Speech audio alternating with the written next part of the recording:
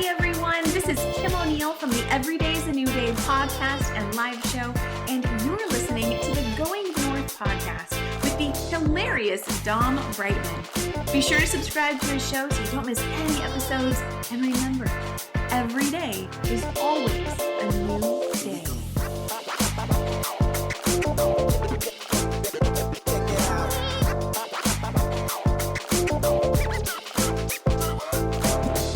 Today's episode is sponsored by both books, Going North, Tips and Techniques to Advance Yourself, and the follow-up bestseller, Stay the Course, The Elite Performer's 7 Secret Keys to Sustainable Success.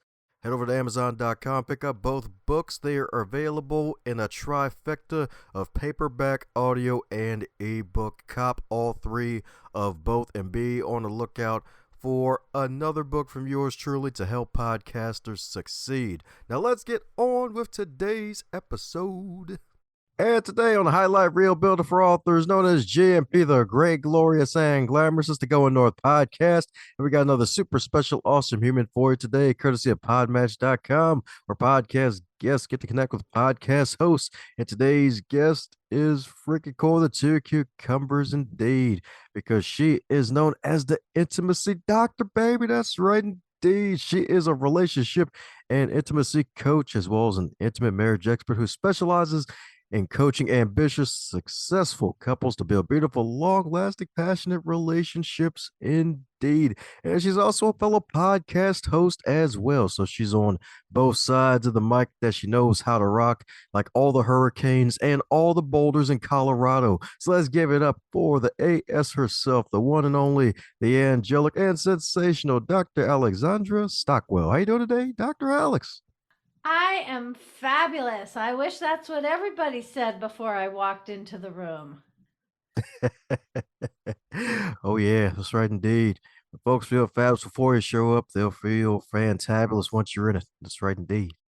But my goodness, it's your first time on the show, and occasionally folks live under rocks before they find out about certain things. Mind filling us a bit on your backstory of how you got to where you are today, since your first time here? Absolutely. So I guess I'll go.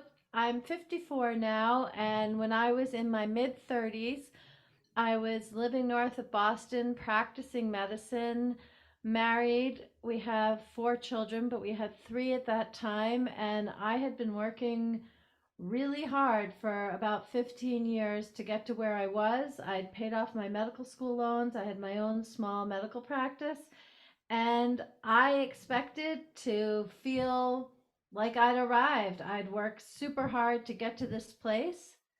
And I loved being a doctor. I loved practicing medicine. But there's a way in which something was missing, and I didn't even know exactly what it was. And I knew that if I didn't pay attention to this small voice, that it just was not gonna, it was gonna get louder over the next 4 decades if I didn't make any changes. So the first thing I did was take a sabbatical and just give myself a little time to see what I felt like doing, because everything I'd done up until then, it was in order to meet a goal. It wasn't just because I felt like it or just because it was fun. It was in order to meet a goal. And so I took the time to kind of get to know myself in a new way without being so outcome oriented. And one thing led to another. I took a painting class. I sat by the river. I just tried to kind of listen to other parts of myself. And going down this path, eventually I got to where I was feeling really alive and fulfilled. And the next area that I really wanted to focus on, it really was the last frontier for me, was sensuality and sexuality in my marriage. So I enrolled in a super in depth, thorough, really fun, actually, and also transformational training, which was for people who wanted to do it for personal reasons, which was my situation. And it also doubled as a relationship and intimacy coach training. But I didn't even really know what a coach was when I signed up for this. That's not why I did it. But I'm a curious person. So I went to the teaching lab just to check it out and see what other people were experiencing. And when I went to that teaching lab, I just felt like I'd come home. And so basically, since that time, I transitioned from practicing medicine to being a relationship and intimacy coach. And I draw on my medical background, but I don't practice medicine anymore. I bring my own personal experience and many different trainings in order to show couples how to have really fantastic relationships, because that is a learnable skill and most people really don't have any place that they learn it. So I love what I do and wanted to be able to share it with so many more people, which is why I wrote my book, which is called Uncompromising Intimacy. Woohoo! Sweet. That's right indeed that you are that uncompromising intimacy indeed. That's right indeed. So finally reached your Mount Everest, huh? Got to the intimacy zone and realized, woohoo, euphoria is here, baby. Yes, euphoria, personal growth, purpose, meaning, and when your intimate relationship is nourishing and juicy and happy and connected, everything else in life is better. Is that required to have a great life? No, but is it an ingredient that makes the rest of life just better and more successful financially, better relationships with the other people in your life, a better legacy for your children? Absolutely. Ooh, that's what I'm talking about indeed. Makes it better and not butter. You'll love to see it. That's right indeed. Although, I guess it can make things smooth as butter. That's right. There are all kinds of innuendos available on this topic for sure. Ah, that's right indeed. That's right indeed. So my goodness, I'm finally getting into this realm of expertise. And my goodness, how was it like putting the book together after the years of experience of helping other couples succeed and to have that higher level of growth? Like, well, because I'm pretty sure it's probably difficult choosing which stories to add, which to not put in, and probably how to really encapsulate it all together in one simple package. Don, that is such a great question because I just assumed that writing a book would be this intense trial and tribulation, that it would take a really long time. It would be very challenging and it just it seemed like an additional Mount Everest. And the fact is that writing my book was easier than I thought, and I did the whole thing in about 6 weeks. That doesn't include editing and design, having the cover designed and formatting, things like that. But in terms of my chapters, it was between 4 to 6 weeks. And the way that I did it is I thought of a couple that I had coached. They're my quote, ideal clients. They were intelligent, fantastic individuals with some real challenges in their relationship, but totally committed to one another. They weren't talking about divorce, they just wanted to figure it out. And I loved working with them, and the results were amazing. So I went on Facebook and I printed out a copy of a photo of the two of them and I taped it to my wall. And after I design the structure of my book, like how many chapters and what I'd cover in each one, I which was probably the most time intensive kind of intricate work that I did. Once I had the structure established, then basically each chapter is like a love letter to this couple. I literally, when I would sit down to write, would look up at this couple, like get in the vibe as though I was talking to them, coaching them, and then I would write each chapter as part of a one-way dialogue with them. And I think that comes across in the book because it has a very personal, conversational, vibe to it, which I think is really appropriate for my topic. There is research and there are various formal things one can say about relationships, but really, I want it to sound like yes, I am masterful. I'm an expert. I have loads of experience and credentials, but also I wanted it to sound like a girlfriend telling another girlfriend how to have a really great relationship. Ah, that's what I'm talking about indeed. An interesting technique too, because hey, it's like the classic writing advice is like, hey, write as if you're writing to an old friend, but hey, you put a picture of the couple right in front of you, so that way it's like, oh, you're talking to them, having a good old conversation, one way conversation with them. So that's freaking great and interesting tip because I don't think I've well, then again, I don't think I remember, not in recent history anyway, anyone mentioned how they got their book done in that particular way. So definitely original, definitely some new spice. Yeah, and actually, even though it definitely was a one way dialogue, because I was the only person participating in it, when after I chose what topics and themes would be in each chapter, I didn't necessarily write this out for every chapter. Some I did, but some I just kind of functioned as though I had. But I basically had a question the couple might ask me at the beginning of each chapter. It's not in the book. I'm not that's not part of if you read the book, you won't see what those questions are. But for me, at the top of my Google Doc for each chapter, I would write some themes or a question that the couple might ask me. And then as I wrote the chapter, it was my response to whatever they might be wondering about. That's what I'm talking about indeed.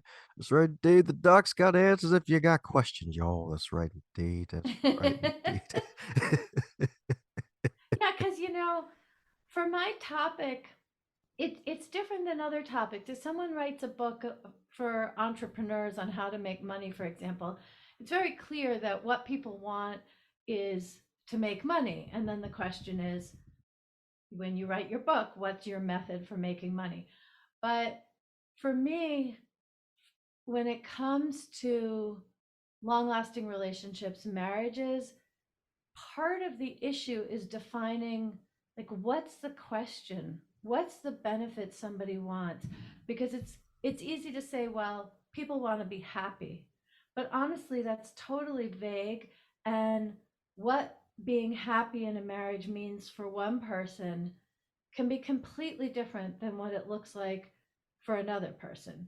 So, for one person, it might mean in a heteronormative relationship that, like, a husband opens the door for the woman all the time. Like, that would make her happy. And for another woman, she'd be like, no, I can open the door myself. I want something else. So, the point is that being happy is a very vague outcome, even though it's super important.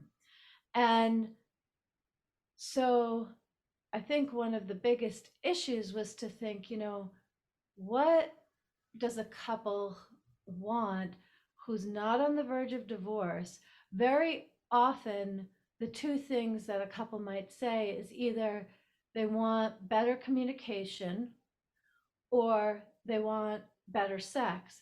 But when it comes down to it, in wanting better sex, that usually, not that the couple knows it right at the beginning, but when I coach them, usually what that ends up meaning is they want more emotional intimacy, more trust, more ability to be frank, more vulnerability, more sharing, and being the feeling of being heard and being cherished, because all of that makes better sex a lot more likely. So even if what somebody wants is better sex in a long lasting relationship, I never start with sexual techniques. I start with how the couple can feel closer to one another and what are the blocks that are currently keeping that from happening. So there's a way in which I can address all of this in a conversational tone in each chapter of my book without requiring people to define exactly what it is that they're looking for. Sweet. That's what I'm talking about indeed. It's right. Indeed. It's right indeed. Because, yeah, it's just definitely true. It's like, hey, it's kind of like the foundation of a darn good relationship that'll last. Like, hey, you got to have that trust over time. You can't just have the good old flame of chemistry happen and then you go down the road and then go through some hardships. It's like, oh crap, no, I can't trust this person. I was sold a bill of goods. COVID showed it to me. I'm like, darn it. Yeah, and when that happens, like what you're saying, anyone who's been in a long relationship can totally relate, and even people who haven't recognize that from people they know. So everyone can relate to what you're saying. And right when you get to that point, yeah, people can split, they can get divorced. But from my perspective, when the easy chemistry has faded and a couple is willing and motivated to discover how to reconnect in a way that's going to last and be more sustained, that's when the juicy, fascinating work begins. And couples are routinely astonished at how good it can be again. They just didn't know how to create that until they learned. Woohoo. That's right indeed. That's right indeed. The love professor's got you covered, y'all. That's right indeed. That's right. That's right indeed. And she ain't just your average professor. She's a doctor, y'all. That's right indeed. That's right indeed. So you got to leave a lab coat with the apple, y'all. I'm telling you. That's right. That's right. That's right. Sweet. So my goodness, my goodness. And how was it like with you and your relationship too? Because with you being an expert, folks be like, all right, let me see her credentials. And it's like, oh wow, she's a mom of four and is married. And if I'm not mistaken, husband's a medical doctor on top of that. So how were you two able to fare out during the whole COVID where a lot of folks made a run for it and some made a run for it to other people? Oh, that's so interesting. I was going to say in general, but if the question is about COVID, you know, I don't really have a whole lot to say because, of course, COVID impacted us, and we live in the San Francisco Bay Area. So we started wearing masks and socially isolated, and were staying home very, very early and kept up that way. We were one of the last to drop those restrictions. And it's still the case that in stores and walking around in any downtown, there are many, many, many people who still wear masks. I know that when we've had visitors come who live in other parts of the country or out of the country, and they're just surprised to see how active that is. So the point is that, yes, we were very impacted, but in terms of our relationship, our marriage, we weren't that impacted because I work from a home office. I have worked on Zoom with clients all over the world since 2017. In fact, it used to be when I would meet a new client, I would say, are you familiar with Zoom? And most of the time they weren't. But obviously, one of the things that came with the pandemic is I stopped asking that question because everybody knows what it is. So the point is that I have worked from home consistently. And my husband, he's a physician, as you mentioned. And so he didn't work from home during the pandemic. He still left in the morning and came back in the evening. And while work was very different for him, and a lot of his appointments were virtual in terms of his his work, he was leaving home as usual and coming home as usual. And we're in the 15th year of homeschooling our children. That's something else that I just never used to mention. It just was too weird and misunderstood.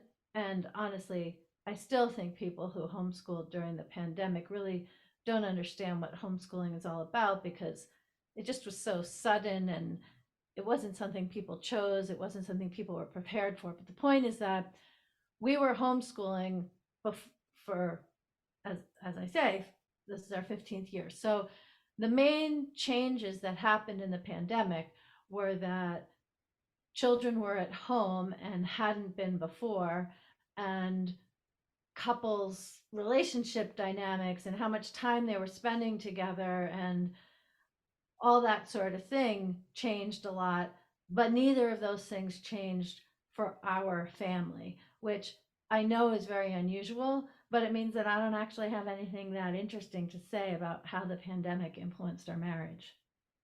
That's what I'm talking about, D. So it sounds like you're ahead of the game. That's even more reason why folks you want to get that intimacy back in their relationship. You need to call on Dr. A, baby. That's right, D. That's right, D. She's got you covered like a blanket. She can see the danger ahead, y'all. Homeschooling the kids for 15 years and getting on Zoom back in 2017 when folks thought Zoom was just the NASCAR noises. Like, nah, fam. Exactly. Zoom, zoom, boom, boom. That's funny. So my goodness. So since you've been on a boatload of podcast interviews, is there a question that you wish folks would ask you more often? Yeah, there's a question I was asked once on Susie Moore's podcast called Let It Be Easy. And I really loved that question. It's actually something I think about often, but it doesn't come up in podcast interviews. And I've been interviewed, I don't know, well over 250 times. I'm probably up to 300, but I stopped counting at a certain point. And so I've only been asked this question once, but I'm going to pretend you're asking it to me right now. And that question is, other than helping couples with their relationship, how does my work actually matter? Like what's the purpose beyond the results that I am able to facilitate on a regular basis? And my answer to that is that I deeply believe that when a critical mass of adults are able to have emotionally intimate, honest, nourishing, sensually connected, fulfilling, meaningful, dynamic, engaging relationships with one another, the ripple effect is so positive that many of the problems we face in the world would just be resolved, and others, we'd be so much more capable of coming up with a solution. I'm thinking about climate change, racism, the problems with our educational system, politics, the divisiveness in the country on so many different economic and religious and political issues, that when you know how to have a really collaborative conversation with your spouse where you're able to say whatever is true for you. You don't have to fake anything. You don't have to be on eggshells. You don't have to hold back part of who you are because it's going to be uncomfortable for your spouse.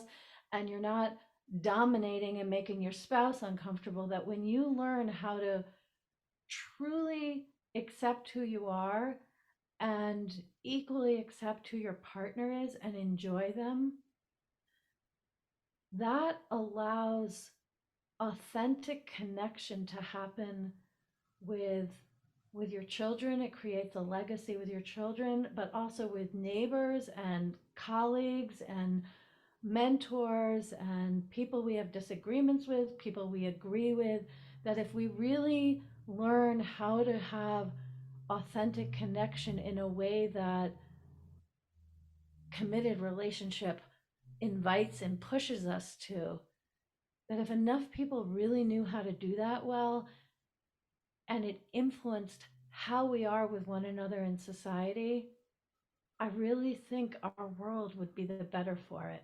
I don't think there's anything, there's a way in which I think of learning how to have a fantastic relationship as a form of activism. Even though you can just be motivated because it brings more pleasure and more peace in your home, that's a good enough motivation, but the ripple effect is massive. Woo, that's what I'm talking about. That's right indeed. Have enough powerful, high performing relationships to make a giant ripple. That's right indeed. That's right indeed. You heard it. That's right indeed. Dr. Alexander's looking to create more boulders that we can throw in the lakes, y'all. That's right indeed. Make some That's giant. right. More boulders to toss in the lake. I'm with you on that. That's right indeed. Folks be like, oh no, it's an earthquake. Like, oh no, those just positive relationships. Oh, wait, we're supposed to make that kind of Yeah, that's right. I think there would be less road rage, there would be more civility, there would be more honesty, there would be more connection rather than disconnection. There'd be more curiosity rather than judgment, because that's one of the requirements to have a great relationship, where it's spicy and doesn't just taper off and become bland. To be that way, you need to be more curious and less judgmental. And once you're doing that at home, it's really not that complicated to do that at work as well. Heck yeah, that's right indeed. That's right indeed. Don't let that relationship become flat. That's right indeed. We want to keep that relationship a globe. Don't let it become a flat earther, y'all. That's right. That's right indeed.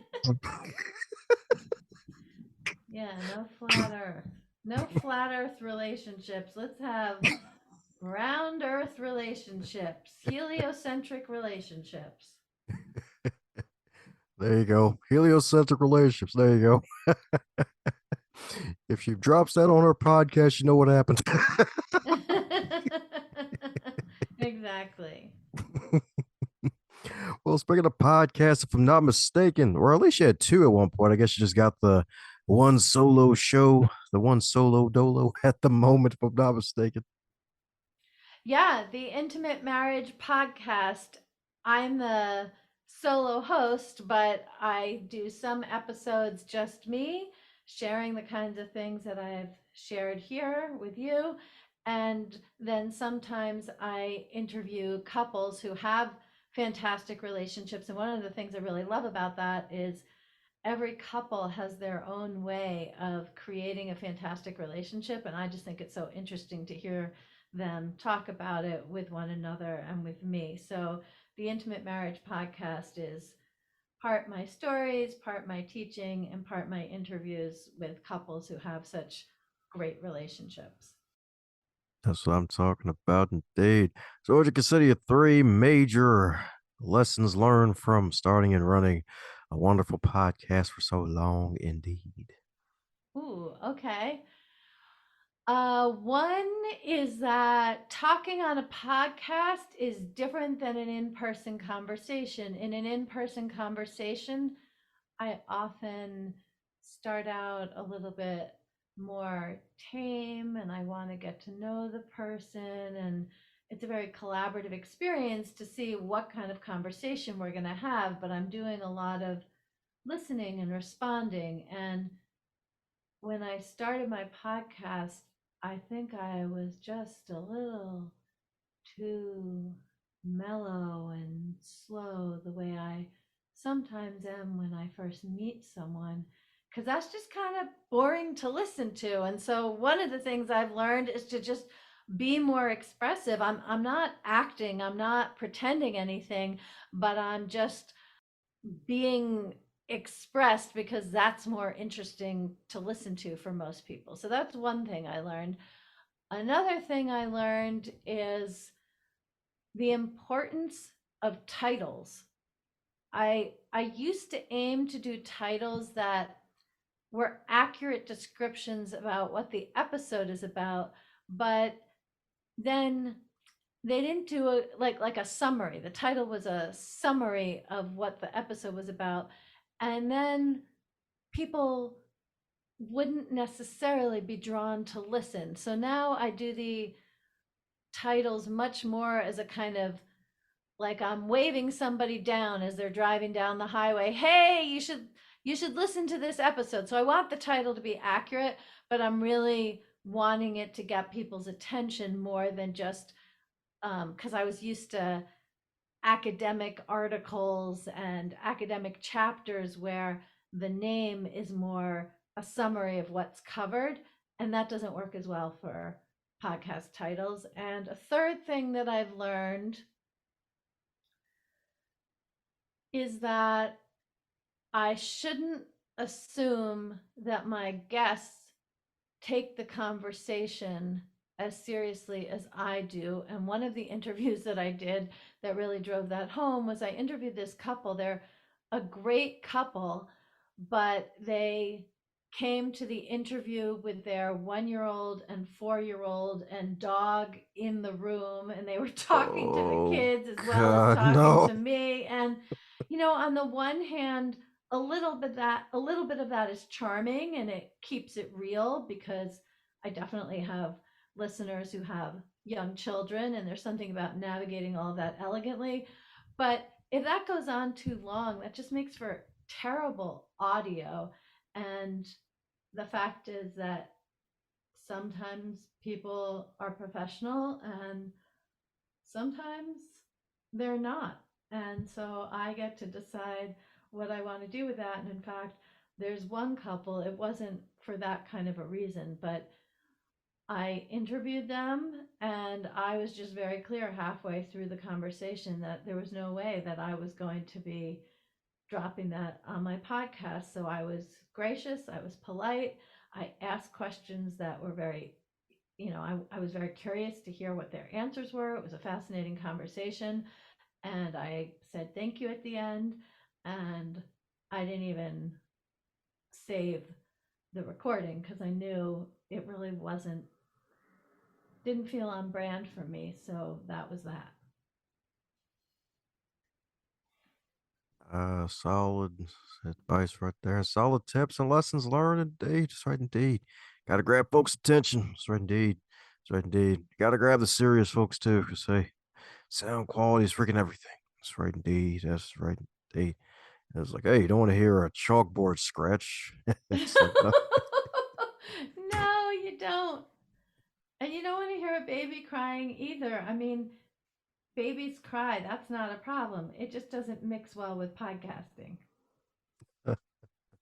Yeah. Even if you have the mentality of a person working with kids for years, where if you hear a child cry, you just say, "Hey, kid, keep singing it. Sing it, child. Sing it." That's right, doing it. That's right, but let me mute while you do. Yeah, exactly. It's not going to work out so well today. It's not going to work out. But I know what works out is food. So, my goodness, if your wonderful book, Uncompromising Intimacy, if that book were a food, what would it be and why? Ooh, if that book were a food, what would it be and why? Um, it would be a comfort food. So for some people, that might be macaroni and cheese. For somebody else, it might be steak and potatoes. For somebody else, it might be chicken soup. I'm thinking of what would a vegan comfort food? I don't have a vegan comfort food coming to mind, but the point is that it's a comfort food. It's easily digestible. It's very pleasant. It's delicious. It's easy to make, and it's super nourishing. My book is relatively short. It is very digestible. It's easy to read and a very uplifting experience. Woohoo! That's right, indeed. That uplifting experience, y'all. That's right, indeed. That's right, indeed. To lift that relationship up, indeed. Help it lift up north. That's right, indeed. That's right, indeed. So, my goodness, we're coming down to the magical question that every guest gets to receive. And that is if you don't wake up tomorrow and you're 25 again, but you're still in 2023. Oh, what advice would you give to yourself? I would say don't sweat the small stuff, you're going to learn what you need to know. That's what I would tell myself. Woohoo! That's right indeed. You're gonna learn what you need to know indeed. That's right indeed. That's right indeed. That's right indeed. You heard it from one of the top 30 women to look out for 2022 for a reason, baby. That's right indeed. You're gonna already know what you need to know. That's right indeed. That's right indeed. Because the doc is in. That's right indeed. And if I'm not mistaken, you got a certification program too for those who want to be certified and helping folks keep their hearts extra red. Well, I do have that coming down the pike, but if anyone is interested in being certified, the first step is to take my program. Woohoo! So, for those who need to do just that and more, what's the best way for folks to do so? Come find me at alexandrastockwell.com, and from there, you can get my book on Amazon or Audible. You can also just download the first chapter and get a feeling for it. You will find my podcast, the Intimate Marriage Podcast, links to my social media and my private coaching, my group program, the Aligned in Hot Marriage. Everything is available to you at alexandrastockwell.com. And if you want to message me, please, you can do that through the contact form on my website or DM me on Instagram or LinkedIn. I'd love to hear from you and we'll definitely reply. Oh, we heard it from the good doc herself, baby. That's right indeed. So, if you're not hypnotized yet with black and white swirls in your eyes and you want to continue to be hypnotized by the good doc's voice, head over to Audible, pick up a copy of her book on audio. That's right indeed. That's right indeed. Take your relationship to the next level. Be on the lookout for the more great content she's got cooking. That's right indeed. That's right indeed, because she is on the move. That's right indeed. That's right indeed. Cows beware. That's right indeed, because she's on the move. That's right. On the move.